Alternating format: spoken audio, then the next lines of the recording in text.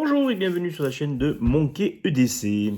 Alors aujourd'hui, on va parler de couteaux et de couteaux qui ont pour moi une certaine affinité, puisque ce sont des couteaux qui sont fabriqués et qui sont commercialisés un petit peu partout dans le monde, mais qui sont de tradition dans la ruralité espagnole, plus précisément dans la ruralité espagnole de la région de Extremadura, qui est la région paysanne, entre guillemets, c'est le grenier de l'Espagne, entre guillemets, où en fait sont produits tout ce qui est les olives, l'huile d'olive, mais on fait aussi là-bas, et on élève aussi là-bas ce qu'on appelle les cochons, les patates, enfin oui, les cochons, mais plus exactement les cochons pour la charcuterie espagnole et plus traditionnellement les fameux cochons qu'on appelle les pata negra.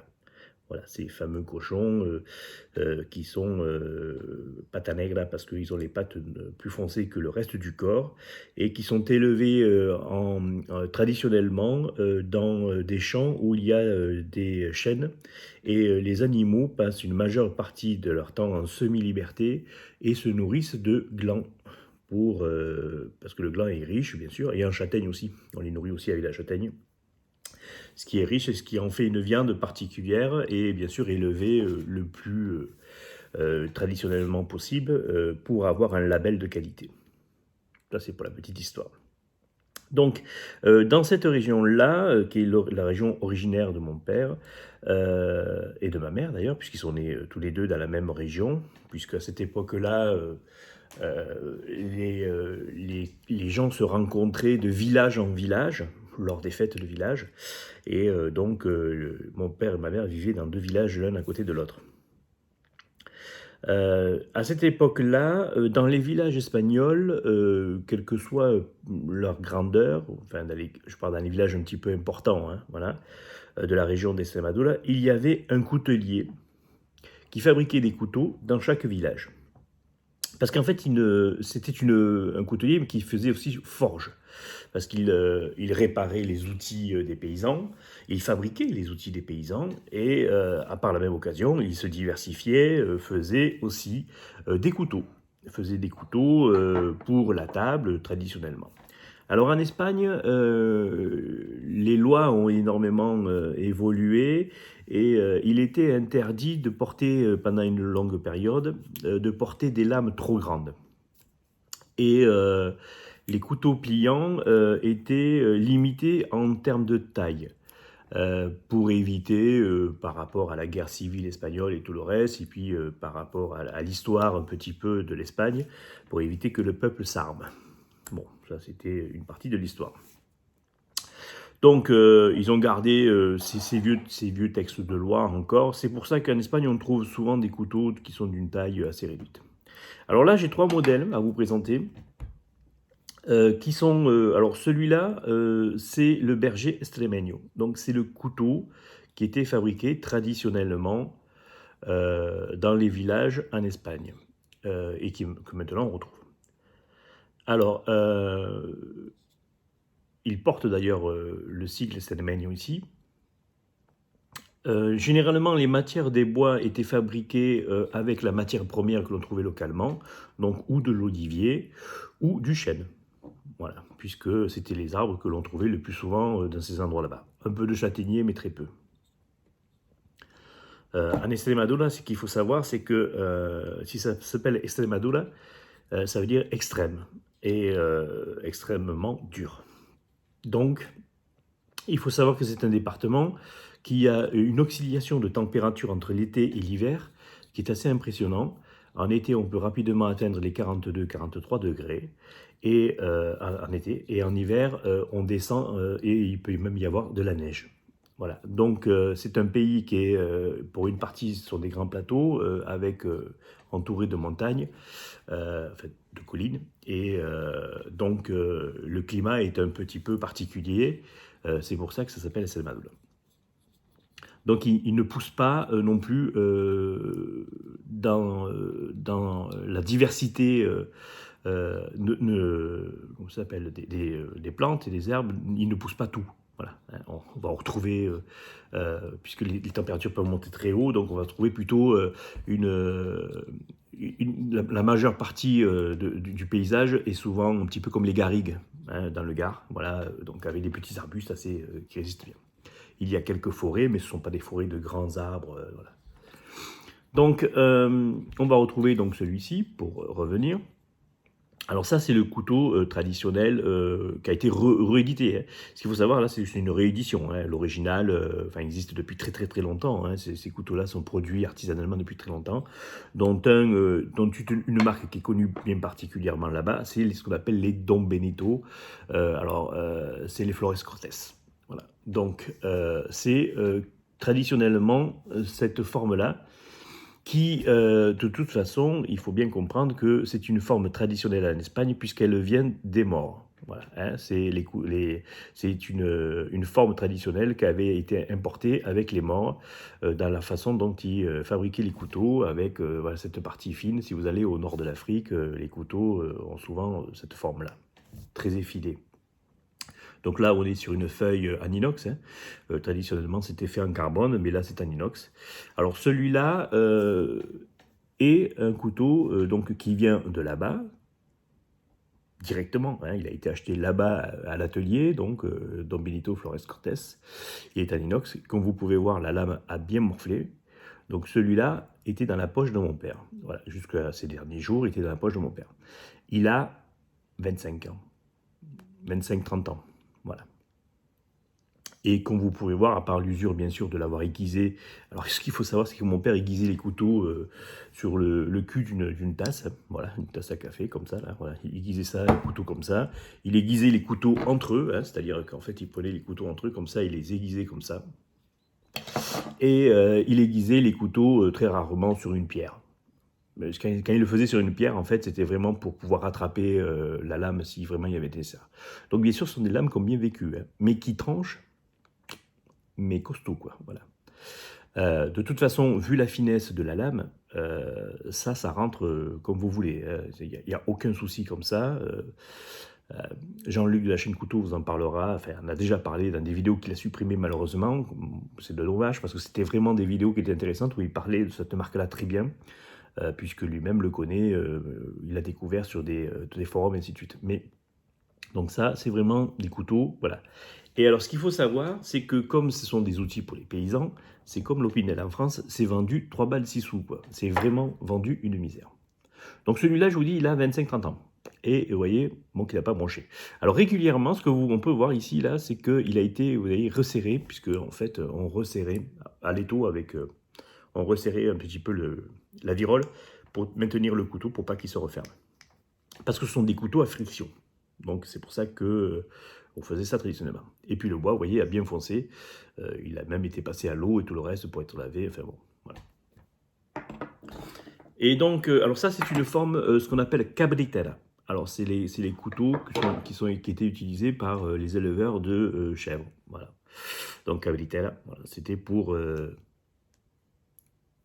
s'occuper des animaux. Voilà. Et là, donc, c'est un Don Benito aussi, toujours en inox. Donc là, on est toujours sur un manche en chêne. Et celui-là est beaucoup plus récent, hein. Celui-là, j'en ai fait, moi, l'acquisition lors d'un voyage en Espagne. Voilà, j'ai acheté ce petit couteau-là. Donc, on voit, comme on peut voir, en fait, ici, là, c'est frappé, hein, le logo est frappé. Et celui-là, il n'est pas frappé, vous voyez, il est juste, alors si, il est un peu frappé, mais pas, il n'est pas aussi bien frappé que celui-là. Voilà. Ça, ça a été fait, comment ça s'appelle, il y a très longtemps. Donc, la méthode de fabrication était la même, mais le point, comment ça s'appelle, la qualité apportée, voilà. C'est comme tout, hein. Les nouvelles choses sont beaucoup moins fiables et solides que les anciennes. Mais bon, il tient très bien.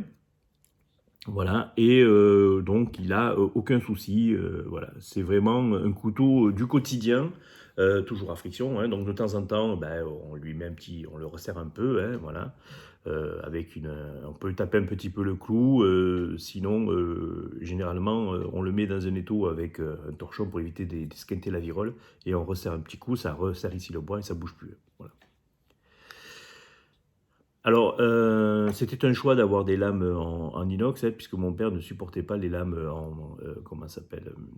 En carbone. Il trouvait que ça donnait du goût aux aliments, ce qui est pas faux d'ailleurs. Voilà, c'est pour ça que ce sont essentiellement des lames en inox, voilà. Et puis, ça, c'était son odyssée du quotidien. Voilà, donc ça, il avait tout le temps dans sa poche, il avait ça, il avait un briquet, il avait un bout de ficelle, voilà, et il avait du scotch d'électricien entouré toujours autour d'un morceau de carton. Ou alors il écrasait, quand il arrivait presque à la fin des rouleaux d'électricien, il écrasait le rouleau pour que ça fasse comme nous ce qu'on fait lorsqu'on le met sur une carte de crédit ou d'abonnement pour pouvoir récupérer du duct tape. Et lui il faisait la même chose avec du scotch électricien. Ouais, puisque c'était des choses qu'il utilisait pour le quotidien. Pour lorsqu'il faisait des greffes dans le jardin, il mettait un bout de scotch pour l'électricien pour pouvoir maintenir la greffe, ou alors il mettait un bout de ficelle, ainsi de suite, pour isoler. Voilà. C'était ce qu'il utilisait au quotidien dans son travail dans le jardin, une bonne partie du temps. Donc c'est pour ça qu'il avait ça en permanence. Il avait toujours 1 ou 2 mètres de ficelle. Alors c'était de la ficelle très fine, style plutôt la ficelle qu'on va utiliser pour la ficelle rôtir, quoi. Voilà. Donc c'était ce genre de petite ficelle là qu'il avait entouré, voilà, le rouleau de scotch électricien écrasé, et puis un couteau, voilà, et un briquet. Voilà. Ça, c'était son EDC au quotidien. Plus après, bien sûr. Alors il avait un porte-monnaie aussi, qui était le porte-monnaie traditionnel, comme on peut trouver sur ces personnes de cet âge-là. Voilà, ce fameux petit porte-monnaie que l'on peut ouvrir comme ça, où l'on met les pièces, et puis voilà, les pièces arrivent ici, vous pouvez choisir. Et puis ici, donc pour mettre les billets, pour payer les billets. Voilà.